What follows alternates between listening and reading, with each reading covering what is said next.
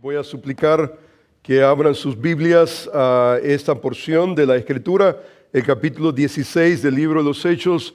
Regresamos a esta porción de la Escritura, el capítulo 16, y vamos, hermanos, a concentrarnos en el versículo 11 al versículo 15. Vamos a regresar a esta porción. Estoy diciendo regresar porque ya hemos estado 3 semanas en esta porción de la Escritura y vamos, hermanos, a tratar de agotar lo que este pasaje tiene que enseñarnos.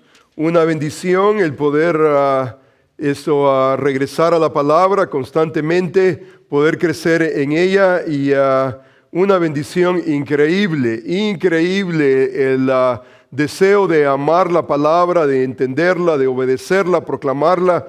Es un privilegio increíble para todos y cada uno de nosotros como creyentes. Estamos regresando al versículo 11 al 15 y el título de mi mensaje, usted lo tiene ahí en pantalla. Encontramos nosotros la conversión de una mujer llamada Lidia y no solamente la conversión de una mujer, pero también la repercusión o los resultados que encontramos nosotros en la vida de una convertida, de una mujer que respondió al Evangelio. Encontramos no solamente una conversión, pero encontramos también el inicio de una iglesia en la ciudad de Filipo.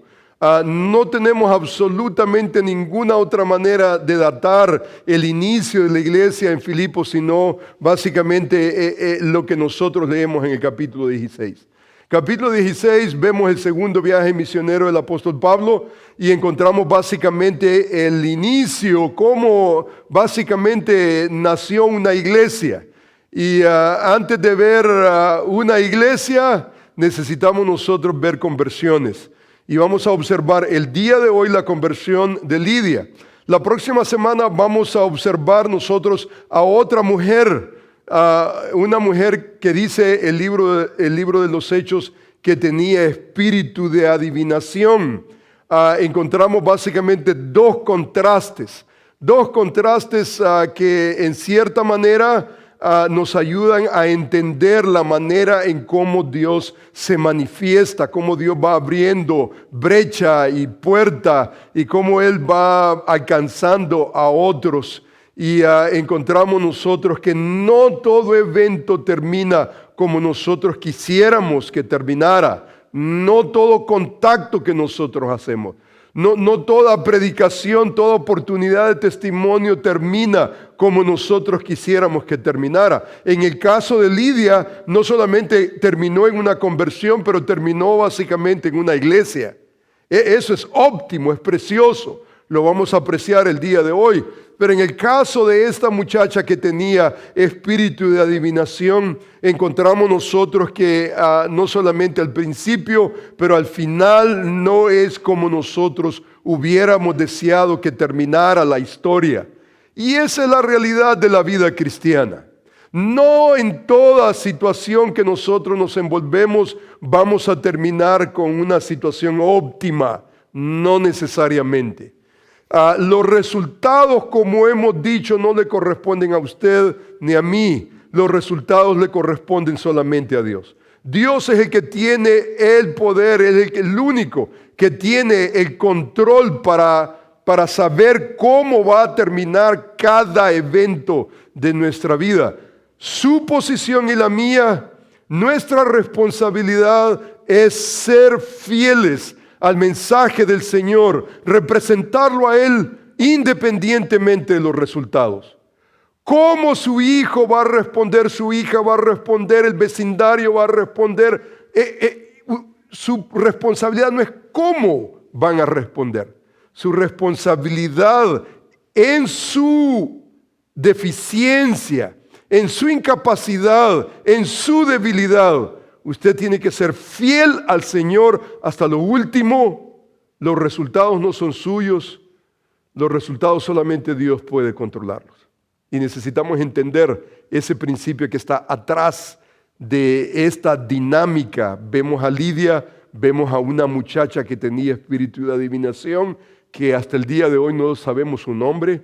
un anonimato completo. De Lidia sabemos más de lo que nosotros pudiéramos pensar y vamos a aprender acerca de esta mujer en Filipo. Dice la Escritura de la siguiente manera, vamos a concentrarnos en el versículo 11 al versículo 15, pero vamos a retomar, hermanos, esta porción de la Escritura del versículo 6, que dice de la siguiente manera: atravesando Frigia, la provincia de Galacia, les fue prohibido por el Espíritu Santo hablar la palabra en Asia. Y cuando llegaron a Misia, intentaron ir a Bitinia, pero el Espíritu no se lo permitió. No Asia, no Bitinia. Pasando junto a Misia, descendieron a Troas. Y se les mostró a Pablo una visión. Se le mostró a Pablo una visión de noche. Un varón macedonio estaba en pie rogándole y diciendo: pasa a Macedonia y ayúdanos. Cuando vio la visión, enseguida procuramos partir para Macedonia, dando por sentado que Dios nos llamaba para que le anunciásemos el Evangelio. Versículo 11, que es nuestro interés. Zarpamos pues de Troas, vinimos con rumbo directo a Samatrocia y al día siguiente a Neápolis y de allí a Filipos, que es la primera ciudad de la provincia de Macedonia y una colonia romana. Y estuvimos en aquella ciudad algunos días. Y un día de reposo salimos fuera de la puerta, junto al río, donde solía hacerse la oración, y sentándonos hablamos a las mujeres que se habían reunido. Entonces una mujer llamada Lidia, vendedora de púrpura de la ciudad de Tiatira, que adoraba a Dios, estaba oyendo, y el Señor abrió el corazón de ella para que estuviese atenta a lo que Pablo decía. Y cuando fue bautizada y su familia, nos rogó diciendo: si habéis juzgado que yo sea fiel al Señor, entrad en mi casa y posad. Y nos obligó a quedarnos. Que el Señor bendiga la palabra leída. Hemos observado este pasaje anteriormente. Hemos observado geografía muy importante. El Evangelio básicamente en su cuna, nació en Jerusalén. Pronto, rápidamente se movió hacia el norte, la parte de Siria, Antioquía de Siria.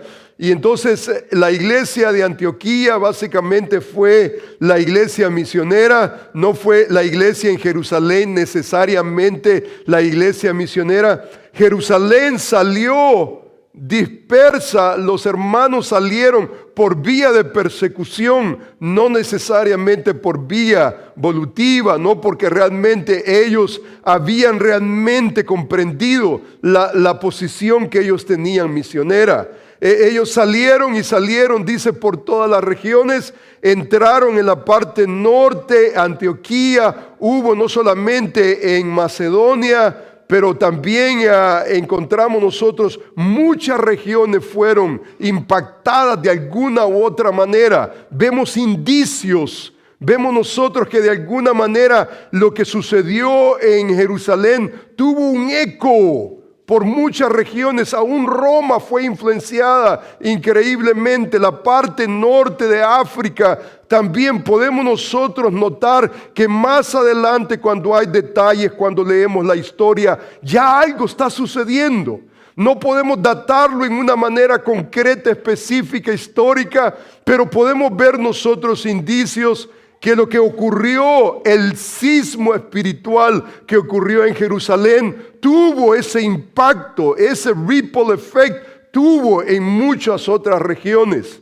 Lo ocurrió en Siria, ocurrió en Antioquía. La iglesia en Antioquía fue la iglesia misionera que evolutivamente tomó en sus manos la oportunidad de llevar el evangelio hasta lo último de la tierra. Y encontramos nosotros al apóstol Pablo, encontramos a Bernabé, encontramos a estos hombres en la iglesia de Antioquía, y entonces iniciaron el primer viaje misionero, extendieron su segundo viaje misionero hasta Asia, y dice la Escritura, conforme a este pasaje de la Escritura, que el Espíritu Santo les prohibió hablar la palabra de Dios en Asia. Dice que les prohibió hablar la palabra en Bitinia, y dice que los arrinconó hasta Troas, y en Troas dice que mientras ministraban el evangelio de Jesucristo, dice la Escritura que el Espíritu de Dios, dice que a través de una visión les dio básicamente una visión que ellos no comprendían. Ellos básicamente no alcanzaban a entender. La limitación de ellos es muy probable que era solamente Asia. Más allá, que ya entra Europa, tal vez ellos no estaban pensando más allá, por lo menos en su segundo viaje misionero. Y dice la Escritura que vieron en visión a un varón macedonio que le decía: ven, ayúdanos. Y dice que ellos tomaron por sentado que esa era la voluntad del Señor. Y entonces dice que pasaron, y hicieron una travesía muy interesante. Dice la Escritura en una manera muy preciosa. Dice que esa visión, dice que decía: pasa Macedonia, ayúdanos. Vimos la visión, enseguida procuramos partir a Macedonia, dando por cierto que Dios nos llamaba para que les anunciásemos el evangelio de Jesucristo. Zarpamos, dice, de Troas, venimos, dice, a Samatrocia, Neápolis, y de allí, dice, a Filipo. Si usted se da cuenta, una geografía muy interesante la encontramos en este pasaje de la Escritura. Encontramos no solamente Troas, pero encontramos estas islas. Llegaron hasta el confín de Filipo, llegaron hasta esa ciudad de Filipo. Y entonces todo lo que está ocurriendo básicamente es una nueva geografía que ellos tal vez no tenían una idea. A través de una visión, un varón macedonio dice que les dijo: ven, ayúdanos. Tomaron por sentado que era la voluntad del Señor. Y dice la Escritura en una manera muy interesante que allí encontraron a una mujer que se llamaba Lidia. Dice que esa mujer llamada Lidia, dice que era vendedora de púrpura de la ciudad de Tiatira.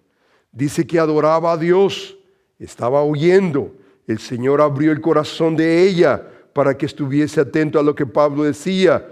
Dice que se bautizó, no solamente ella, pero también su familia. Nos rogó diciendo: si habéis juzgado de que yo sea fiel al Señor, entrad en mi casa, posad. Y dice que nos obligó a quedarnos. Aquí encontramos nosotros 7 cosas que Lucas nos dice acerca de esta mujer Lidia. 7 cosas muy interesantes. 2 de ellas son seculares y 5 de ellas son netamente espirituales. Nos dice 2 cosas que tienen que ver con un contexto secular, un contexto general. Nos está no solamente hablando de una geografía, pero también de su estado, su situación laboral. Encontramos nosotros 2 elementos seculares y 5 aspectos espirituales. Conforme a esta dimensión, encontramos nosotros que para Lucas lo más importante es destacar no su situación laboral, no su condición geográfica, de donde ella venía, sino que lo más importante para Lucas es destacar los elementos espirituales que él está resaltando en la vida de Lidia. 5 cosas muy, pero muy importantes. Si usted observa, esto es algo impresionante, es algo sorprendente en cierta manera. Porque encontramos nosotros acá no solamente a Pablo, pero su equipo misionero. Lucas está allí de por medio también. Encontramos nosotros a Timoteo, encontramos a Silas. Hay un equipo misionero. Están con el deseo ferviente de hacer historia para el honor, la gloria del Señor, expandiendo el Evangelio por todas las regiones. El Espíritu Santo les dice no predicar en Asia, no predicar en Bitinia. Llegaron hasta Troas y en Troas vieron una visión, un varón macedonio. Ahora, usted se da cuenta que este varón macedonio, la pregunta surge, ¿cómo se dieron cuenta que era un varón macedonio? Tal vez, ¿por qué no un varón romano? ¿Por qué no africano? Un varón macedonio. Dice que dieron por sentado que Dios los estaba llamando a Macedonia para predicar el Evangelio de Jesucristo. Lucas no nos dice cómo ellos lograron precisar que era un varón macedonio. No hay manera de poder distinguir la visión en base a qué, sus vestimentas, en base a su manera de hablar, dialecto. No hay manera, pero en la visión ellos precisaron que era un varón macedonio. Ahora, usted se da cuenta que están viendo en visión un varón macedonio y por el otro lado, en Filipo, que es la primer ciudad de Macedonia, una colonia romana, básicamente encontramos nosotros el primer contacto es una mujer llamada Lidia. El primer contacto, una mujer llamada Lidia. En otras palabras, después de todo, este hombre macedonio vino a ser una mujer. Vino a ser una mujer con un nombre. El primer contacto que nosotros encontramos de evangelización, que podemos nosotros datar, podemos entender a través de la historia, el Evangelio entra y el Evangelio entra a través de esa visión, un varón macedonio, y el primer contacto que encontramos nosotros es una mujer. Ahora, para el judío solamente judío, no el judío cristiano, pero para el judío eso era lo último. El judío en el primer siglo y en cierta manera, en ciertos círculos judíos ortodoxos hasta el día de hoy, el lugar de la mujer no es muy apreciado, no es muy bienvenido. La mentalidad en el primer siglo, por ejemplo, los fariseos decían, ellos oraban en público y decían, Señor, te doy gracias porque no soy un gentil, no soy un ladrón, ni una mujer. Y entonces, imagínese usted el concepto que se tenía de la mujer, no era el mejor concepto. Pero para Pablo ese no era un problema. Para Pablo eso no fue ningún problema. Ver una visión, un varón macedonio y entonces terminar en Filipo y tratar con una mujer. Para él no era absolutamente ninguna barrera. Aquí encontramos nosotros que el apóstol Pablo está predicando el Evangelio y usted se da cuenta que el Señor en Asia está diciéndole a Pablo, no Asia, no Bitinia, llegan a Troas, el Señor los está introduciendo a otro continente, básicamente el continente europeo, y Dios está preparando el corazón de quién. No de un hombre, no de una comunidad, no es necesariamente un avivamiento masivo, es un individuo y ese individuo es una mujer. Y hermanos, para nosotros esto debe de ser de mucha importancia, porque el evangélico que lee la Escritura tiene un concepto, no solamente del hombre, pero de la mujer. Hemos sido hechos a la imagen y semejanza de Dios no hay absolutamente ninguna diferencia. No hay ni judío, ni gentil, no hay rico, no hay pobre, no hay varón, no hay mujer. Delante de Dios tenemos nosotros igualmente un valor intrínseco. ¿Sabe cuál es el debate hoy en día? El debate hoy en día es la posición de la mujer dentro de la economía de Dios. El concepto, por ejemplo, complementarista de la mujer nos dice que Dios creó al hombre y dice que le hizo ayuda idónea. La mujer es un complemento para el varón y los dos se complementan perfectamente bien. Dice la Escritura que no es bueno que el hombre esté solo y dice que le hizo ayuda idónea. O sea que sigue siendo la realidad. La realidad sigue siendo la realidad que no es bueno que el hombre esté solo. Y la provisión no es un perrito. La provisión no es un gatito. En el diseño de Dios, eso no es. Por eso cuando usted ve jovencito, yo veo jovencitos solteros, ya adentradito de año, pobrecito. ¡Qué tristeza! Pobrecito el hermano. Y si no hace nada, se va a morir de tristeza. Pobre, no es bueno que el hombre esté solo. Por eso, mire Roberto, ya se le está cayendo el pelo. No se crea Roberto, no. Pero usted se da cuenta, no sigue siendo la realidad. No es bueno que el hombre esté solo. Dios le hace un complemento y la perspectiva complementarianista nos dice que nos complementamos. Nos complementamos. La diferencia de la mujer y del hombre no es en el valor intrínseco que tenemos. La diferencia es en el rol, el papel que el hombre juega, el papel que la mujer juega. Por ejemplo, la Escritura no enseña en ninguna parte de la Escritura que la mujer, por ejemplo, tiene que usurpar el lugar del hombre, ni en el hogar, ni en la iglesia. Dice la Escritura categóricamente: no permito a la mujer enseñar ni ejercer dominio sobre el varón. Y las razones que Pablo da básicamente son bíblicas. Él se va al Antiguo Testamento para enseñarle a una iglesia, al pueblo de Dios, lo que Dios ha establecido. Pero eso no significa el hecho de que el hombre tenga un rol diferente a la mujer del hombre. Eso no significa que no tenemos ese valor intrínseco. Aquí nosotros vemos una evidencia que Dios está introduciendo el Evangelio de Jesucristo a través de una mujer llamada Lidia.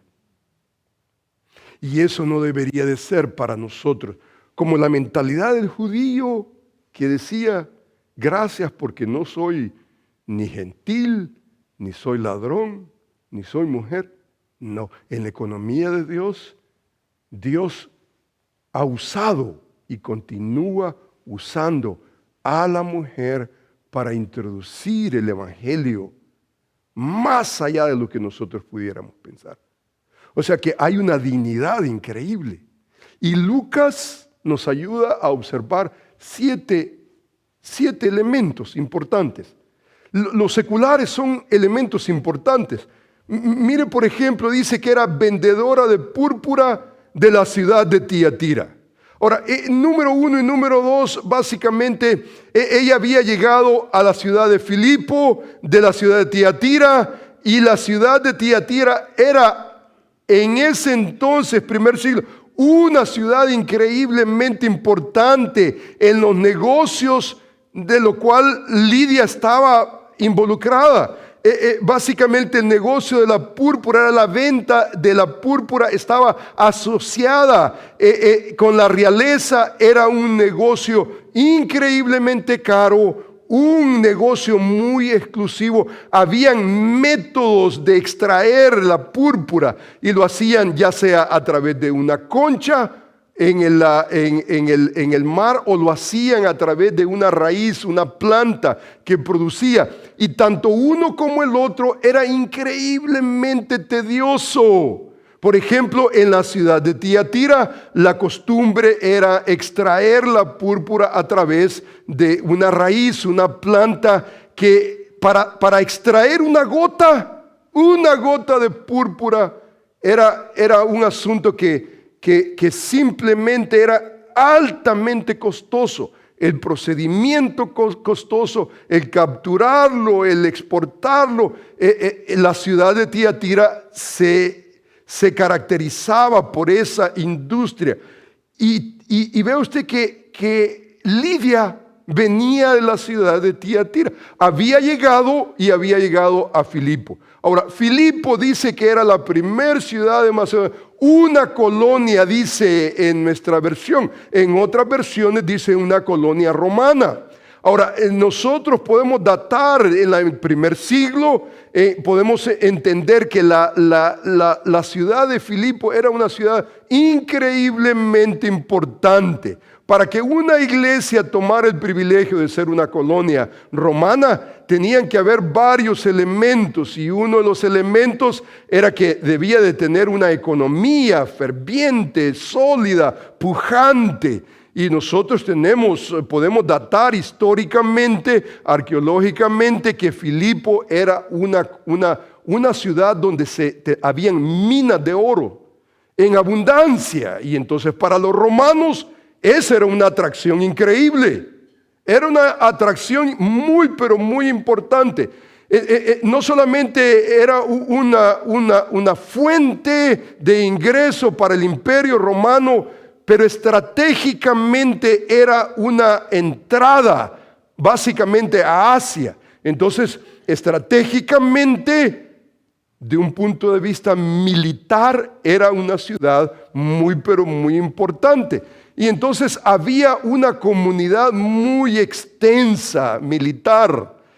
Muchos, por ejemplo, historiadores dicen que Filipo era Roma en chiquito. Roma fuera de Roma, lejos de Roma. Era básicamente una colonia romana donde había un auge increíble. Y entonces en ese auge había mucho dinamismo económico. Lidia venía de Tiatira, venía con un negocio, y entonces el negocio era muy probable. Muchos dicen que era un negocio no solamente que le daba una entrada a tratar con la casta. Quienes compraban la púrpura era gente que tenía poder, que tenía exclusividad. Entonces esta mujer no era una cualquiera. Ahora, usted se da cuenta que dice que no solamente venía de una ciudad importante en el comercio, pero ha sido introducida a una ciudad aún mucho más importante, Filipo. Y dice la Escritura que era vendedora de púrpura. Ella era vendedora de púrpura. Ahora, en ningún momento el pasaje nos enseña una sugerencia. Nos dice, ok, Lidia, si Dios va a tratar contigo, tienes que dejar tu negocio y entonces tienes que ir a lavar trastos a la casa y a cambiar pampers. Absolutamente. Si la mentalidad hubiera sido, la mentalidad debería de ser que la mujer es limitada solamente al ministerio de su casa, esta hubiera sido la oportunidad del mundo para que Lucas nos hubiera ayudado a entender el lugar de la mujer. Pero en ningún momento encontramos nosotros que se le prohibió, que tal vez alguna reseña que nos haga a nosotros entender que la mujer no puede involucrarse a ese nivel comercial. Es más, el día de hoy hay un debate, una mentalidad en mi consideración legalista, pobre, que el lugar de la mujer cristiana es solamente el hogar, la casa, con sus hijos, y cambiar pampers y limpiar los pisos y la cocina y sola y exclusivamente. Ahora, hermanos, yo creo que conforme a la Escritura, la posición de la mujer comienza en su casa, pero no se limita a su casa. No se limita a su casa.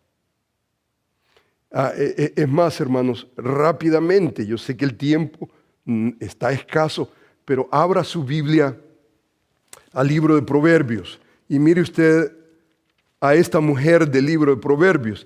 El capítulo 31 del libro de Proverbios, observe usted conmigo este retrato de esta mujer que el libro de Proverbios la registra de la siguiente manera. Mire conmigo el libro de Proverbios, el capítulo 31.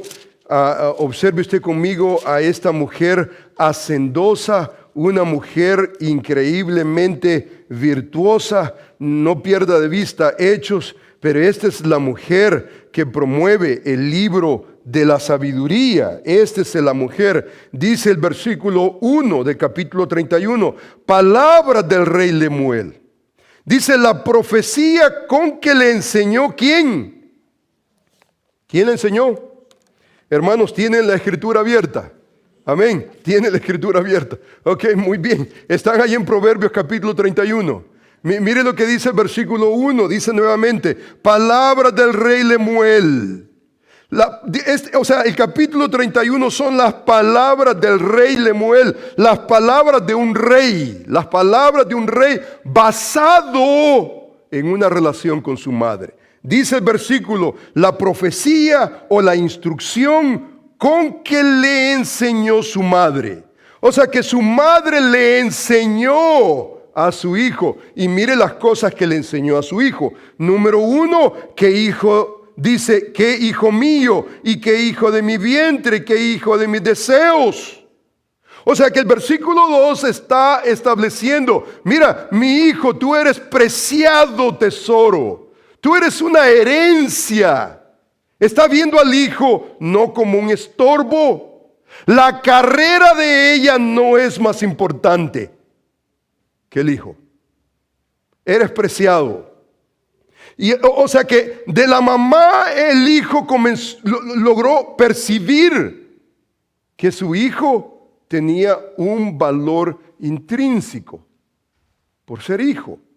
Y dice el versículo siguiente, 3, no des a las mujeres tu fuerza, ni tus caminos a los que destruyen a los reyes. No es de los reyes, oh Lemuel, dice, no es de los reyes beber vino, ni de los príncipes la sidra. No sea que bebiendo olviden la ley y perviertan el derecho de todos los afligidos. Dice, da la sidra al desfallecido, el vino a los de amargo ánimo. Beban, olvídense de su necesidad. Y dice, su miseria no se acuerden más. O sea que le está enseñando, la madre le enseñó no solamente el valor intrínseco sobre encima de todo, pero le está enseñando moralidad y le está diciendo, mira, hijo mío, no des a lo que destruyen a los reyes tu vigor, no lo des, ni al vino, ni a las mujeres. Dice el versículo bíblico 8, abre tu boca por el mudo. En el juicio de todos los desvalidos, abre tu boca, juzga con justicia, defiende la causa del pobre y del menesteroso. O sea que estas son las cosas que le enseñó su madre.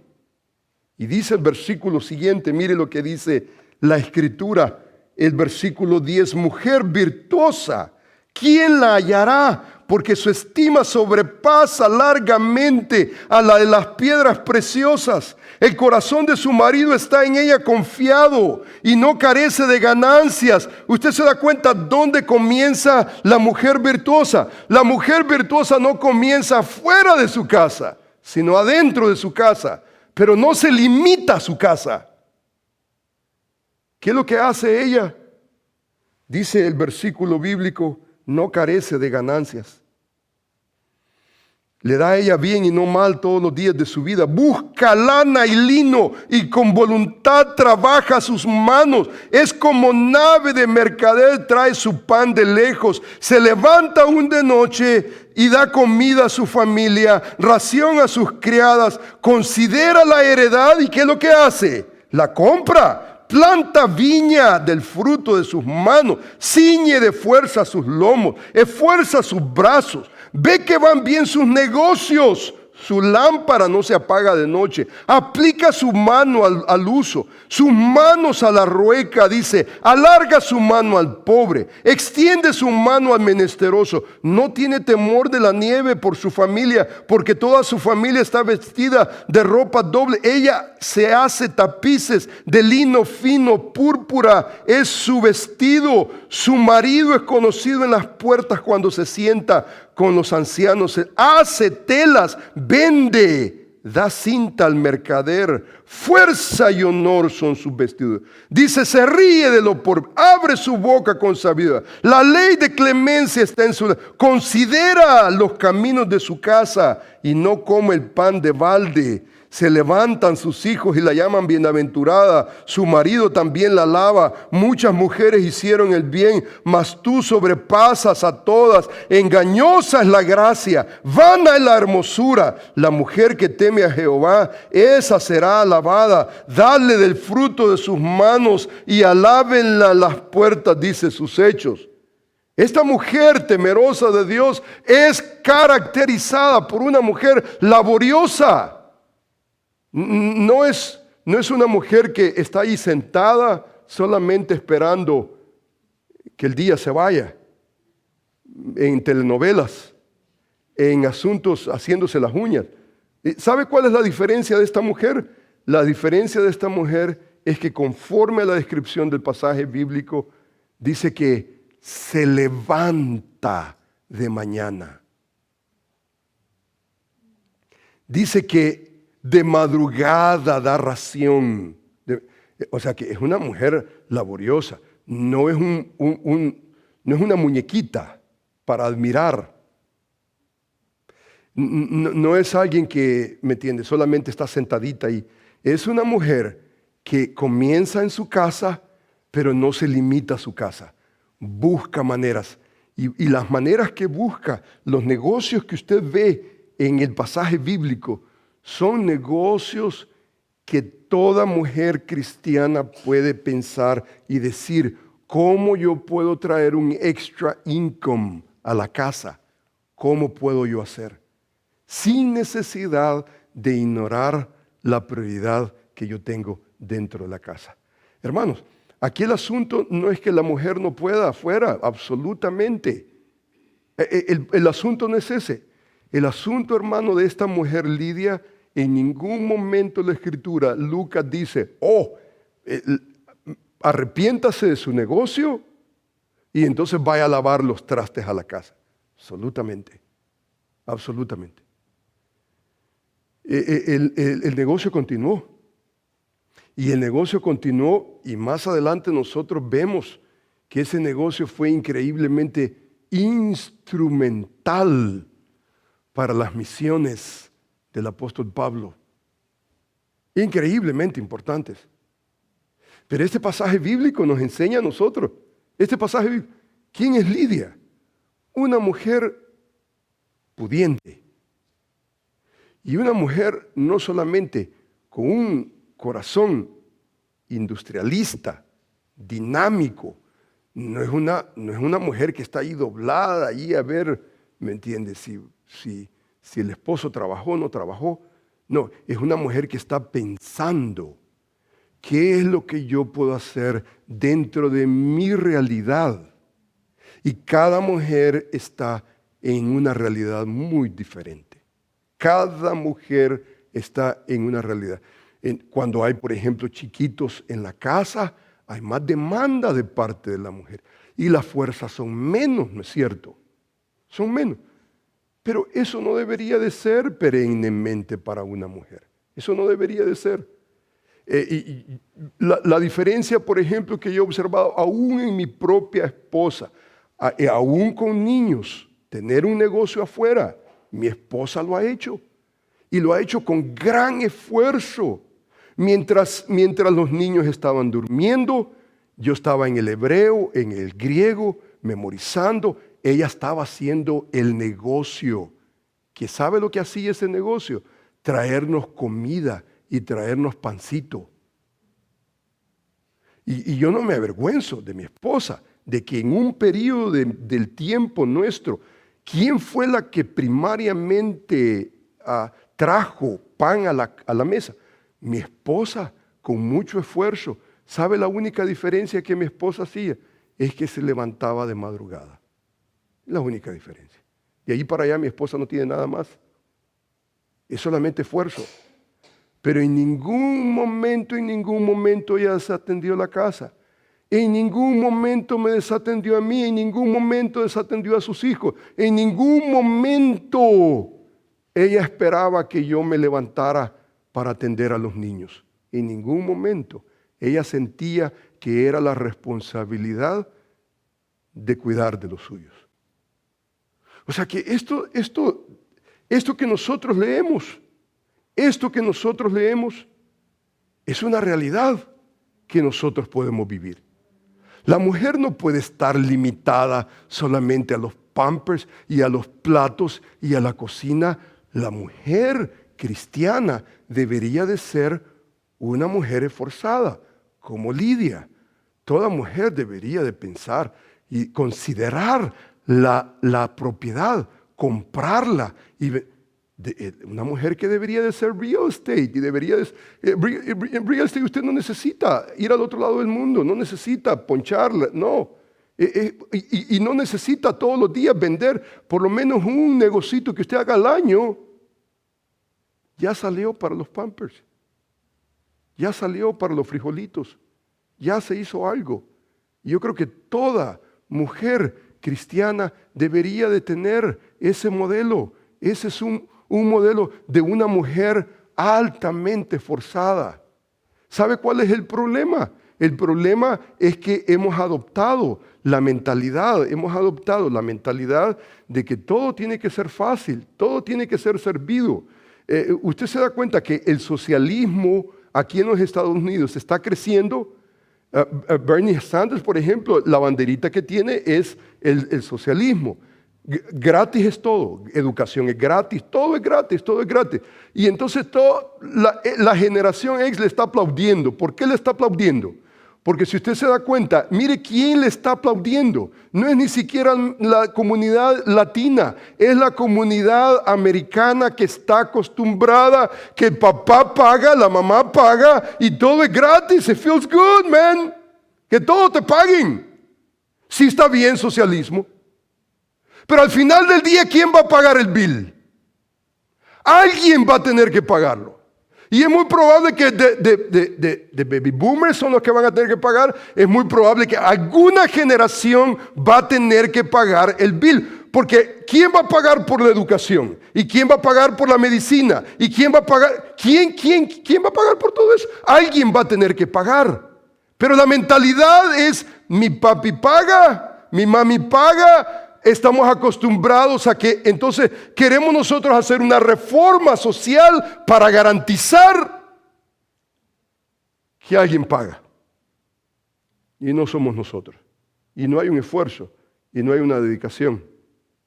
Es terrible lo que se ve en nuestros días. Una falta terrible, crasa de responsabilidad. Y yo creo que es muy importante que nosotros entendamos que en lo que estamos nosotros leyendo, este es un esfuerzo y es una dedicación y es un esmero. Aquí no hay una negación absoluta por las cosas que son aún seculares. Estos son clasificaciones seculares. Tiene que ver con una mujer de Tiatira vendedora de púrpura. Y usted se da cuenta que Lucas nos hace ver esa realidad. Lucas nos hace ver y no está ahí de por más. Suficiente para decirle a la mujer, no es un pecado pensar en alternativas. Yo sé que hay mujeres que no tienen opción, no tienen opción. Y tienen que luchar y tienen que dedicarse y no tienen absolutamente ninguna opción. Tal vez tienen maridos ineptos completamente que no pueden depender de él. Y yo entiendo que tiene que hacer. Pero si usted tiene opción, no es malo, no es pecado. Es más, ese debería de ser el prototipo de toda mujer cristiana virtuosa. Pensar en su casa y cómo contribuir y juntos poder lograr hacer algo que a la larga de alguna manera va a ser beneficioso para los suyos. Dice la Escritura que sus hijos se levantan y la alaban. Su marido dice que y la alaba porque es digno. Si es solamente una monedita de oro, si es una muñequita solamente, eso no es digno de ser alabado. Pero una mujer esforzada, dedicada, que pierde horas literalmente, que podrían ser para ella, para sus amigas, andar con sus amigas, invertirla no solamente en los suyos, pero poder ver horizontes nuevos. Eso debería de ser el prototipo para toda mujer creyente, genuina, que tiene conciencia del Señor. Lidia tiene cualidades seculares que Lucas las nombra y son importantes. Próxima ocasión, no tenemos tiempo, vamos a ver las más importantes que tienen que ver con las cualidades espirituales. Oremos al Señor. Amantísimo Padre, quiero darte las gracias, Señor, porque lo primero que Lucas destaca en Lidia es que ella era una mujer de negocios. Este detalle marca a Lidia como una mujer emprendedora, pudiente.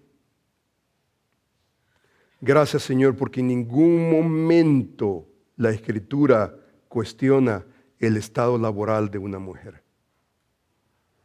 Una mujer cristiana, virtuosa, bíblica, es caracterizada por su emprendimiento, su laboriosidad. Una mujer que no está con las manos cruzadas, sino que junto con su marido echan hacia adelante para sacar adelante a una siguiente generación. En el caso de Lidia, fue una mujer increíblemente instrumental. No solamente para los suyos, pero para la iglesia del Señor en Filipo y para la obra misionera que se emprendió. Filipo fue una iglesia dadivosa, una iglesia que jugó un papel muy importante en las misiones más allá de Filipo. Señor, yo quiero agradecerte, yo ruego por cada una de las mujeres de nuestra iglesia. El ministerio de ellas comienza en la casa, pero no se limita a la casa. Va más allá. El impacto es increíble. Levanta a mujeres dinámicas que están dispuestas a sacrificar su propia comodidad con el fin de traer estabilidad, fortaleza. Señor mío, te agradecemos, te bendecimos. Y quiero darte las gracias por mi esposa, Señor. Quiero agradecerte. Yo te bendigo. Y yo suplico, Señor, que, Señor, tú nos permitas ver el fruto en la vida de hijos que se levantan y la llaman bienaventurada. Señor, te bendecimos, te glorificamos. Te damos, Señor, a ti todo el honor y toda la gloria. Gracias por el ejemplo de Lidia. Y gracias, Señor, por la economía que leemos en la Escritura, del lugar de la mujer en tus designios. Señor, te bendecimos, te amamos, en el nombre de Jesús y para tu gloria, Señor. Amén.